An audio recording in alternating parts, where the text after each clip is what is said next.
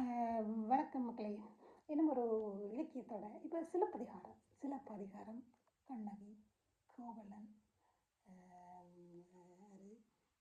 அது அப்போ இவ்வாறு 3 பேரும் ஒரு பெரிய ஒரு ஒரு ஒரு ஒரு காண்டங்கள் என்ன மாதவி ஒரு பக்கம் கண்ணகி கோவலன்.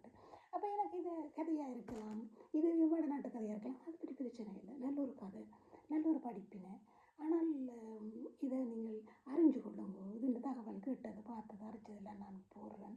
எனக்கு ரொம்ப பிடிச்சது அந்த கண்ணகி என்ன கண்ணகியில் இப்போ கோயில்கள் எல்லாம் கட்டி வச்சுக்கிறீங்களே என்னத்துக்கு என்ன ரொம்ப பிடிச்சதுன்னா அந்த போர் செய்ய அவளை மதுரை அழிக்க நோயாளர், சிறுவர், வயோதிபர் இவைகள் எல்லாரையும் தவிர்த்து தானே அதை அழித்தவர்.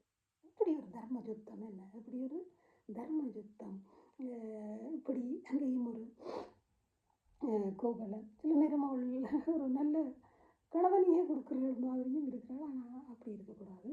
இப்படி இந்த நேரங்களில் எனக்கு இந்த சிலப்பதிகாரம் தான். இப்போ உங்களுக்கு தெரியும் இந்த பிரச்சனைகள் ஓடிக்கொண்டிருக்கிற பிரச்சனைகள்.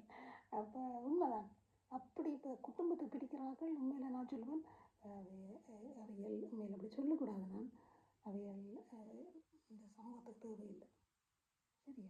மற்றது அவள் இந்த மாதவி கூட எப்படி நடந்தாள் எல்லாத்தையும் நான் சுருக்கமாக இதான் அந்த கதையின் சாராம்சம். சில பாடல்களையும் எடுத்து போடுறேன்.